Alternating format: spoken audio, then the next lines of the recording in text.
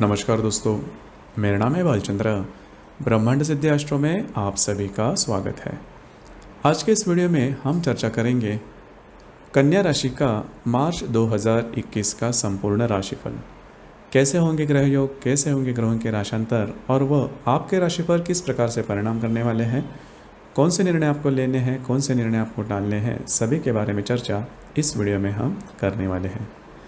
अपना ये जो चैनल है ब्रह्मांड सिद्धि एस्ट्रो, इस चैनल पर मेष राशि से लेकर मीन राशि तक की जो सभी 12 राशियां हैं, इन सभी 12 राशियों का मार्च 2021 का राशिफल क्या होगा, इसके संदर्भ में वीडियो अपलोड हो रहे हैं, आप उसका आनंद ज़रूर लीजिए। तो आज के इस वीडियो में हम चर्चा करेंगे कन्या राशि के बारे में। सबसे पहले हम सूर्य के बारे में चर्चा करेंगे। सूर्य जो ग्रह है, यह ग्रह आपके षष्ठ भाव में भ्रमण कर रहा है और दिनांक 15 तारीख के बाद यह आपके सप्तम भाव में भ्रमण करेगा। सूर्य आपके राशि का व्ययश भी है, एक अशुभ ग्रह समझा जाता है आपके राशि के लिए। तो यह जो सूर्य ग्रह है, यह सूर्य ग्रह पिछले करीबन 10 से 15 दिनों से आपके षष्ठ भाव में भ्रमण कर रहा है। तो आपने एक बात नोटिस की होगी, जहाँ पर आप काम करते हो, नौकरी करते हो या फिर व्यवसाय करते हो, वहाँ पर के जो आपके सहकर्मी हैं वो थोड़ा बहुत आपके ऊपर हावी होते हुए नज़र आ रहे थे। तो यह जो बात है वह 15-16 तारीख के बाद कम होते हुए नज़र आएगी। लेकिन दूसरी जो बात है वो ज़्यादा महत्वपूर्ण है। आपके जो वैवाहिक जोड़ीदार हैं उनकी सेहत के बारे में छोटे मोटे प्रॉब्लम या कॉम्प्लिकेशंस 17-18 तारीख के बाद दिखाई दे सकते हैं। तो इस प्रकार के अगर कोई लक्षण आपको दिखाई देते हैं तो उसके संदर्भ में ध्यान देना ज़्यादा आवश्यक होगा। इसके बाद हम चर्चा करेंगे मंगल ग्रह के बारे में। मंगल जो ग्रह है, यह मंगल ग्रह आपके भाग्य भाव में भ्रमण कर रहा है और यह मंगल ग्रह आपका अष्टमेश भी है और तृतीयेश भी है। मंगल आपके राशि के लिए अशुभ ग्रह माना जाता है। इसके 2-3 बातें उसके ऊपर थोड़ा सा ध्यान देना आवश्यक है। यह मंगल ग्रह संपूर्ण महीने आपके भाग्य भाव में भ्रमण करने के कारण इस महीने में आपके ट्रैवलिंग वगैरह, सफ़र पर जाना, यह बातें बहुत ही ज़्यादा तौर पर हो सकती हैं। आप सफ़र पर निकल सकते हो, आप पिकनिक पर जा सकते हो, तो ये बातें इस महीने में ज़्यादा हो सकती हैं। उसी प्रकार डॉक्यूमेंटेशन के बारे में अगर कोई बातें करनी है या फिर अगर कोई काम आपको करना है तो इस महीने में आप ज़रूर हाथ में ले सकते हो, वो पूरे हो सकते हैं। सिर्फ इस महीने में मंगल और राहु की युति होने जा रही है, उस दरमियान आपके जो डॉक्यूमेंटेशन की बातें हैं, काम है, वो बिल्कुल हाथ में नहीं लेना। इसके संदर्भ में चर्चा हम इस वीडियो के आगे ज़रूर करेंगे। इसके बाद हम चर्चा करेंगे बुध ग्रह के बारे में। बुध जो ग्रह है, यह बुध ग्रह आपके पंचम भाव में भ्रमण कर रहा है और दिनांक 12 तारीख के बाद यह आपके षष्ठ भाव में भ्रमण करेगा। बुध जो ग्रह है, यह बुध ग्रह आपके राशि का स्वामी भी है और आपके दशम स्थान का भी स्वामी है। तो इसके पहले आपने करीबन 10-12 दिन में देखा होगा, यह बुध ग्रह के चलते हुए आप लक फैक्टर जिसे हम बोलते हैं, उसके संदर्भ में कुछ अच्छे अनुभव आपने महसूस किए होंगे। उसी प्रकार जहाँ पर आप काम करते हो, नौकरी करते हो या फिर व्यवसाय करते हो, उसके संदर्भ में भी कुछ अच्छे अनुभव आपने लिए होंगे। लेकिन इस महीने के 12 तारीख के बाद जैसे ही ये बुध ग्रह आपके षष्ठ स्थान में भ्रमण करेगा तो सेहत के ऊपर ध्यान देना बहुत ज़्यादा आवश्यक होगा। हालांकि सेहत के ऊपर जो भी प्रॉब्लम कॉम्प्लिकेशंस आएंगे वो मोटे तौर पर थोड़े से मानसिकता से जुड़े हुए होंगे या फिर साइकोलॉजी से जुड़े हुए होंगे। साइकोलॉजिकल प्रेशर, मानसिक तनाव में आना, ये बातें हो सकती है और इसका जो कारण होगा वो आपका जॉब या फिर आपके करियर से रिलेट करने वाला ज़्यादा होगा। इसके ऊपर थोड़ा सा ध्यान रखना ज़्यादा आवश्यक है, क्योंकि आपकी जो राशि है वो छोटी मोटी बातों को लेकर बहुत ज़्यादा स्ट्रेस में आ जाती है या फिर टेंशन ले लेती है। तो उसके ऊपर थोड़ा सा ध्यान रखना ज़्यादा आवश्यक होगा। इसके बाद हम चर्चा करेंगे गुरु ग्रह के बारे में। गुरु जो ग्रह है, यह गुरु ग्रह आपके राशि के पंचम भाव में भ्रमण कर रहा है। गुरु ग्रह आपका चतुर्थेश भी है और सप्तमेश भी है। तो 2-3 बातें हैं वो आपके लिए बहुत ही ज़्यादा शुभ फलदायी होगी। आपके जो घर के लोग होंगे उनके साथ आपके हारमोनी है वो काफ़ी अच्छी देखी जाएगी।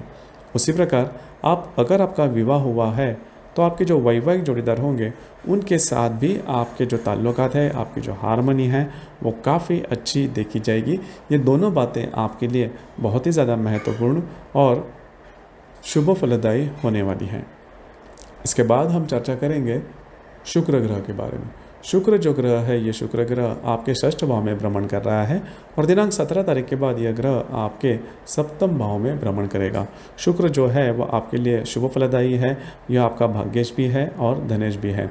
तो अभी तक आपने देखा होगा कि पैसे के मामले में थोड़े मतलब 5-10 दिनों से थोड़ी तंगी चल रही है, या फिर आपके बारे में अगर देखा जाए तो पैसे अनएक्सपेक्टेडली खर्चे हो रहे हैं।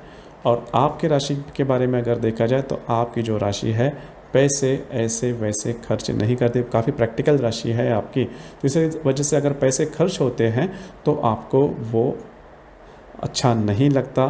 तो वही जो बात है वो उसके संदर्भ में 18 तारीख के बाद जैसे ही 17-18 तारीख के बाद जैसे ही ये शुक्र ग्रह आपके सप्तम भाव में भ्रमण करेगा तो ये जो अनावश्यक खर्चे हो रहे हैं उस पर कंट्रोल आ जाएगा, उस पर नियंत्रण आ जाएगा। उसी प्रकार आपके जो वैवाहिक जोड़ीदार हैं उनसे भी आपको कुछ अच्छे लाभ वगैरह मिल सकते हैं। तो जो शुक्र का भ्रमण होगा वो आपके लिए शुभ फलदायी होने के चांसेस काफ़ी ज़्यादा दिखाई दे रहे हैं। इसके बाद हम चर्चा करेंगे शनि ग्रह के बारे में। शनि जो ग्रह है, यह ग्रह आपके पंचम भाव में भ्रमण कर रहा है, स्वयं की राशि में भ्रमण कर रहा है। शनि जो है वो आपका पंचमेश भी है, षष्ठेश भी है और एक तरह से अगर देखा जाए तो कोन स्थान का अधिपति होने के कारण यह शुभ फलदायी भी है। तो यह शनि स्वयं की राशि में, स्वयं के स्थान में पंचम भाव में होने के कारण आपके लिए ये लक फैक्टर काफ़ी ज़्यादा देखा जाएगा। अगर आप शेयर मार्केट से डील करते हो या फिर ऐसे किसी संस्था से जहाँ पर लक ज़्यादा महत्वपूर्ण होता है तो वहाँ पर भी आपको कुछ अच्छे अनुभव आ सकते हैं। उसी प्रकार अगर आप किसी के रिलेशनशिप में हैं तो भी ये जो शनि ग्रह है स्वयं की राशि में पंचम भाव में होने के कारण रिलेशनशिप के बारे में किसी भी प्रकार के प्रॉब्लम कॉम्प्लिकेशंस बिल्कुल भी नहीं आएंगे। आपकी जो रिलेशनशिप है वो काफ़ी अच्छी तरीके से आगे बढ़ते हुए नजर आएगी। उसी प्रकार राहु और केतु के बारे में अगर देखा जाए तो राहु जो है वो आपके भाग्य भाव में भ्रमण कर रहा है और वो मंगल के युति में आने वाला है। इसके जो परिणाम क्या होंगे, कौन से दिन में होंगे और किस प्रकार से वो प्रभावित करेगा, उसके संदर्भ में इस वीडियो के आगे हम चर्चा करेंगे ही। उसी प्रकार केतु के बारे में अगर देखा जाए तो केतु आपके तृतीय भाव में भ्रमण कर रहा है, लेकिन यह किसी भी ग्रह के युति में न होने के कारण इसके स्वतंत्र परिणाम आपको देखने को नहीं मिलेंगे। तो अब हम चर्चा करेंगे ग्रह योग के बारे में। ग्रह जो योग है जो कि महत्वपूर्ण है उसके बारे में चर्चा करेंगे। रवि और नेपच्यून की युति होने जा रही है आपके षष्ठ भाव में।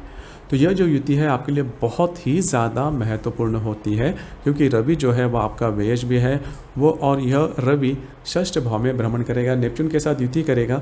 और इस युति का या फिर यह जो ग्रह योग है इसका जो प्रभाव है वो देखा जाएगा 9, 10 और 11 तारीख को। इसके प्रभाव के बारे में अगर देखा जाए तो 9, 10 और 11 तारीख को अनवांटेड स्ट्रेस आपका बढ़ सकता है और काफ़ी ज़्यादा मायनों में देखा जा सकता है। तो इस बात पर ध्यान रखना, बहुत ज़्यादा स्ट्रेस लेवल आपका काफ़ी बढ़ेगा। अगर आपने किसी से लोन लिया है तो उसके संदर्भ में भी कुछ बातें हैं वो उभर कर सामने आ सकती है। तो यह बातें काफ़ी इंपॉर्टेंट है। उसी प्रकार अगर आपका विवाह हुआ है तो आपके जो वैवाहिक जोड़ीदार है उनके सेहत के बारे में भी छोटी मोटी जो बातें हैं वो उभर कर सामने आ सकती हैं। तो ध्यान रखना काफ़ी ज़्यादा आवश्यक होगा। इसके बाद हम चर्चा करेंगे शुक्र ग्रह के बारे में। शुक्र जो ग्रह है और शुक्र जो है वो नेपच्यून के साथ युति योग करने जा रहा है आपके षष्ठ भाव में। और यह जो युति है इसका जो प्रभाव है वो देखा जाएगा 13, 14 और 15 तारीख को। तो सबसे ज़्यादा महत्वपूर्ण बात इन दिनों में, आप इन दिनों में किसी भी प्रकार के बड़े इन्वेस्टमेंट बिल्कुल भी नहीं करना, खर्चे के ऊपर ध्यान रखना काफ़ी ज़्यादा आवश्यक है। दूसरी ज़्यादा महत्वपूर्ण बात, जहाँ पर आप काम करते हो वहाँ पर के जो महिला सदस्य होंगे उन पर ज़्यादा भरोसा नहीं करना। हालांकि आपकी जो राशि है वो ट्रस्टवर्दी नहीं है, सामने वाले पर जल्दी भरोसा नहीं करती, लेकिन ऐसी कोई बातें हो सकती है जिसकी वजह से आपके लिए वो बात प्रॉब्लमेटिक हो सकती है। तो जो स्त्री वर्ग होगा उनसे थोड़ा बच कर रहना।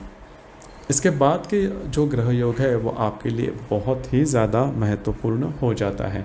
मंगल और राहु की युति होने जा रही है आपके भाग्य भाव में।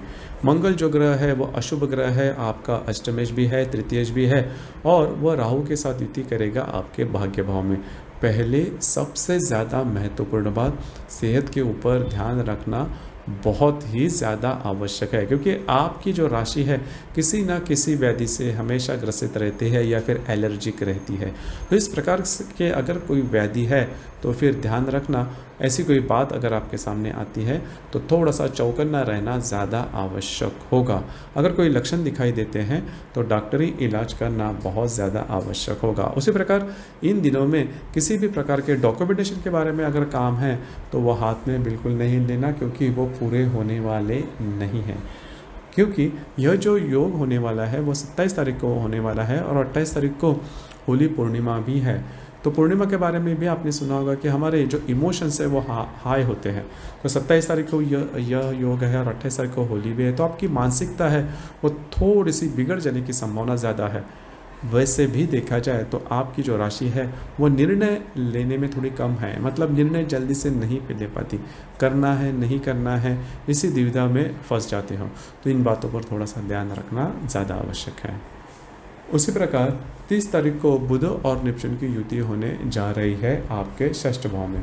बुध जो है वो आपके राशि का स्वामी भी है, दशमेश भी है, और उसी के साथ नेपच्यून युति करने जा रहा है आपके षष्ठ भाव में। तो 2-3 बातें हैं आपके हाथ के नीचे, मतलब जहाँ पर आप काम करते हो वहाँ पर आपके हाथ के नीचे जो या फिर आपके डेजिग्नेशन के नीचे जो काम करने वाले निम्न स्तरीय जो काम करने वाले जो लोग हैं उनसे थोड़ा सा बचकर रहना। कुछ ऑफिस पॉलिटिक्स उभर कर सामने आ सकते हैं या फिर उनसे आपको चीट किया जा सकता है, ध्यान रखना। उसी प्रकार सेहत के बारे में भी कुछ समस्याएं हैं वो उभर कर सामने आ सकती है। हालांकि जो योग जैसे मैंने कहा 30 तारीख को है और उसका जो प्रभाव है वो 29, 30, 31 तारीख को देखा जाएगा, मतलब 3 दिनों तक आपको इसके बारे में थोड़ा सा चौकन्ने रहना ज़्यादा आवश्यक होगा।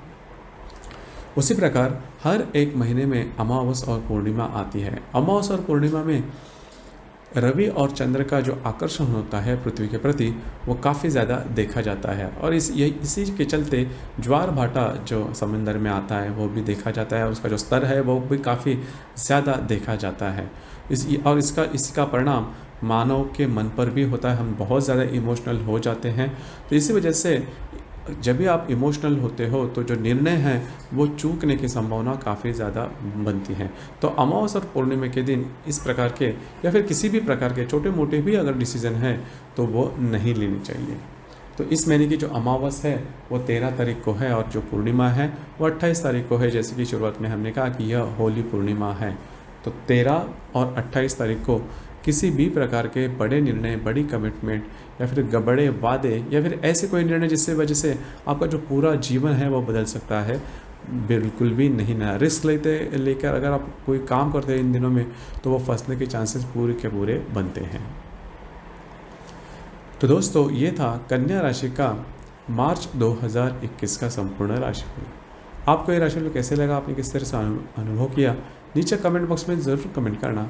और अपना जो चैनल है ब्रह्मांड सिद्धि एस्ट्रो, इसे भी लाइक, शेयर और सब्सक्राइब ज़रूर करना। धन्यवाद।